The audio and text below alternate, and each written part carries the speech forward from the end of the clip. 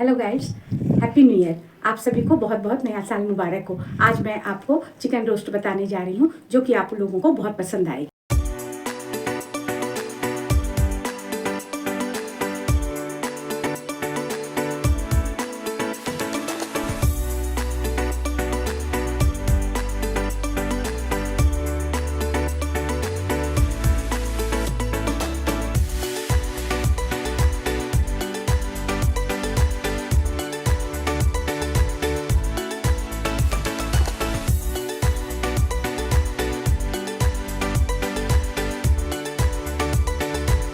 हमारा रोस्ट बनके तैयार हो गया है। ये मैं धनिया की चटनी बनाई हूँ। अगर आप सॉस के साथ भी खाना पसंद करके खा सकते हैं। ये देखिए हमारा ये अच्छी तरीके से गल गया है, गोश्त भी गल गया है और ये खाने में बहुत ही टेस्टी होगा। अगर आपको पसंद आए तो लाइक और सब्सक्राइब करना ना भूलें। थैंक